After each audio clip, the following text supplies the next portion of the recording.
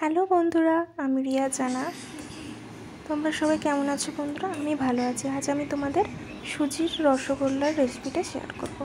এটা খুব নরমও হয়, খুব সুন্দর তুলতুলে সুজির রসগোল্লা। সুজির রসগোল্লা বানানোর জন্য প্রথমে আমি 1 কাপ ফুল মিল্ক দুধ নিয়ে নেব। দুধটা হালকা গরম হয়ে গেলে আমি তার মধ্যে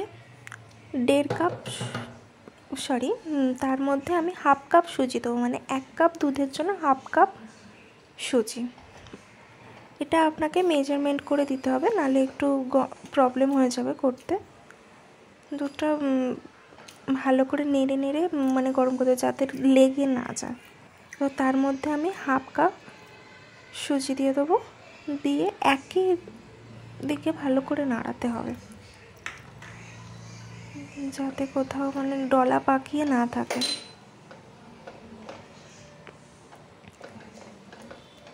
এই সময় গ্যাসের ফ্লেমটাকে একদম কম রাখতে হবে, নাহলে ধরে যাওয়ার সম্ভাবনা থাকবে। ভালো করে মানে কন্টিনিউ নাড়িয়ে যেতে হবে, যাতে ধরে না যায়, নাহলে জিনিসটা ধরে যাবে। আর জিনিসটাকে নরম করে রাখতে হবে, খুব হার্ডি না হয়ে যায়। হার্ডি হলে রসগোল্লা ভেঙেও যাবে, আর যদি ভেঙে নাও যায় জিনিসটা শক্ত হয়ে থাকবে, তুলতুলে ব্যাপারটা আসবে না। এবার তার জন্য আমি 3 টেবিল স্পুন চিনি দিয়ে দেবো, কারণ যে যেরকম মিষ্টি খাবে সেই রকম পরিমাণ অনুযায়ী চিনি দেবে। দিয়ে ভালো করে আবার নাড়াতে হবে। এই সময় গ্যাসের ফ্লেমটাকে চিনি দেওয়ার পর হাই রাখতে হবে, কারণ চিনিটা গলে গেলে আবার জিনিসটা একটু নরম হয়ে যাবে, জল হয়ে যাবে। ভালো করে নাড়িয়ে নেওয়ার পরে দেখুন একইভাবে সুন্দরভাবে নাড়িয়ে নিতে হবে, যাতে কোথাও ডলা পাকিয়ে না যায় বা ধরে যায় না, জিনিসটা লেগে যায় না। এরপর ঘি দিয়ে দিতে হবে। আমি এখানে 2 বার ঘি ব্যবহার করব। এই জন্য প্রথমে 1 টিস্পুন ঘি দিয়েছি, দিয়ে ভালো করে আমি আবার নাড়িয়ে নিয়েছি। এরপর আমি আরেকবার ঘি দেবো। দেখো ঘিটা দিলে তারপরে দেখো কড়ার মধ্যে কি সুন্দর ছেড়ে যাচ্ছে। ব্যাপারটা খুব এই জিনিসটা এরকম হবে, যাতে ছেড়ে যায়।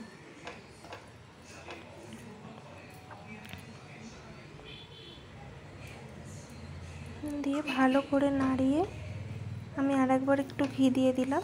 এটা আপনি আপনার পরিমাণ মতো দেখে বুঝে দিতে পারবেন কতটা ঘি লাগবে কি লাগবে না।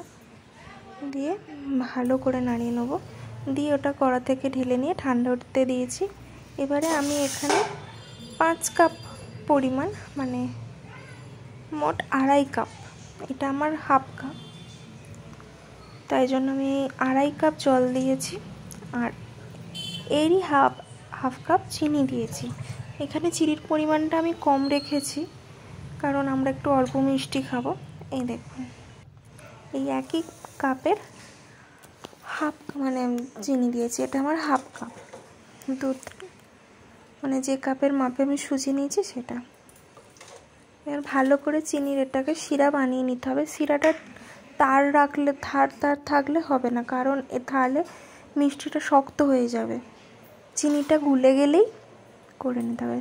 এর মধ্যে একটু ভালো করে নেড়ে ফ্লেভারের জন্য আমি এলাচ দিয়ে দিয়েছি 3টে ছোট এলাচ আমি ফাটিয়ে দিয়ে দিয়েছি। আর একটা বলক আসা অবধি, চিনিটা গুলে যাওয়ার পর একটা বলক আসা অবধি রসটাকে ফুটিয়ে নিতে হবে, তারপর ঢাকা দিয়ে রেখে দিতে হবে। 3টে এলাচ দিয়েছি যাতে খুব সুন্দর ফ্লেভারটা আসে।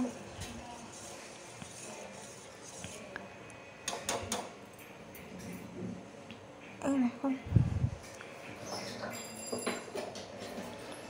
এবার চিনিটা গলে গেলে আমি আর একটু নেড়ে দেবো, যাতে বেশি বলকও যাতে না আসে। বেশি ফুটে গেলে এই শিরায় ভালো লাগবে না, কারণ এটা রসগোল্লার রস পাতলা হয়।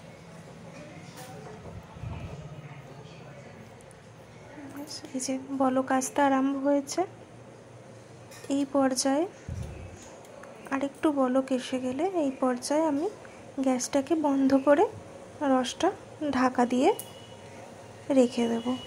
দিয়ে আমি যে ডোটা তৈরি করেছি সুজির, সেই ডোটা আমি মেখে নেব। কিন্তু ডোটা বেশি ঠান্ডা হয়ে গেলে মাখলে আবার শক্ত হয়ে যাবে।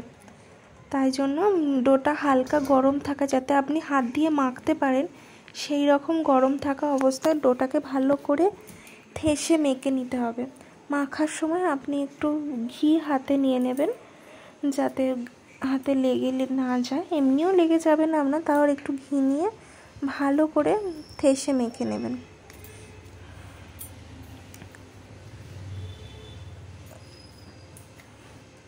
যেরকম আটা ময়দা মাখা হয় নরম করে, ওরকম এতে আর জল টল কিছুই লাগবে না। জিনিসটা হালকা গরম থাকা অবস্থা ভালো করে মেখে নিতে হবে। এরপর এ থেকে আপনার পছন্দ মতো সাইজের লেচি কেটে গোল গোল করে রেখে দিন। এই দেখুন, এইভাবে আপনি যেরকম সাইজের করতে চান আপনার পছন্দ মতো সাইজ করলেই হবে। একদম সুন্দর করে গোল করে নিতে হবে, ঠিক এইভাবে। দেখুন আমার এখানে একটা হয়ে গেল।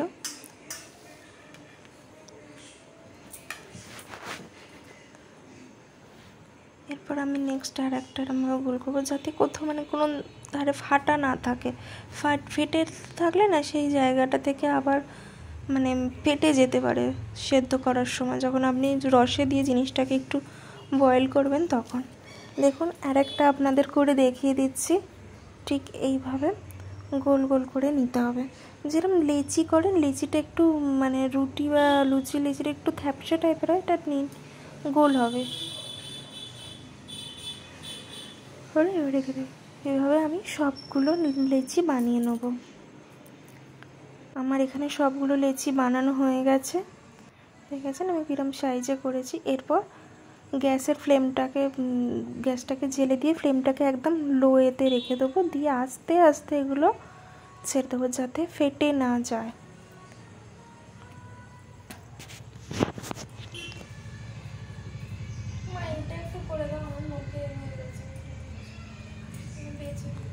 এইভাবে আমি আস্তে আস্তে সমস্তটা দিয়ে এরপরে আমি গ্যাসের ফ্লেমটাকে হাই করে দেবো। দেখুন আমার চিনির শিরাটা কতটা পাতলা আছে, কারণ বেশি মোটা হয়ে গেলেও ভালো লাগবে না। আর আমি জানেন তো এখানে অল্প মিষ্টি দিয়ে বানিয়েছি, কারণ বেশি আমাদের বাড়িতে মিষ্টি কেউ খায় না, মানে খুব মিষ্টি হয়ে গেলে আবার মুখে হয়ে জানি রসগোল্লা মিষ্টি হয়। তাও আমি এখানে বাড়িতে যেহেতু বানাচ্ছি আমি একটু অল্প মিষ্টি দিয়ে বানালাম। এরপর ভালো করে ফুটিয়ে নিতে হবে, ঢাকা দিয়ে দিতে হবে। এবার গ্যাসের ফ্লেমটা একটু হাই করে দেবেন, মিডিয়াম টু হাই রেখে দেবেন, আর মাঝে মাঝে নাড়তে থাকবেন, আর চিনি শিরাটা উপচে যাবে। ঢাকা খুলে মাঝে মাঝে নাড়তে হবে। দেখুন আমার কিন্তু একটা রসগোল্লাও ভাঙেনি। হ্যাঁ, তবে অনেস্টলি স্পিকিং এই রসগোল্লাটা আপনার যে ছানার রসগোল্লার মতো খেতে কিন্তু স্বাদ হবে না। এটা আপনার সুজির রসগোল্লা, এটা আপনি বুঝতে পারবেন। ছানার রসগোল্লার টেস্ট একরকম, সুজির রসগোল্লার টেস্ট একরকম। ছানার যে স্ট্রাকচার সেই স্ট্রাকচারটা আসবে না, তবে খুব নরম হবে, সফট, খুব সুন্দর আপনার খেতে লাগবে। এই দেখুন আমি বারে বারে কিন্তু ঢাকা একবার করে খুলছি, একবার করে নেড়ে দিচ্ছি।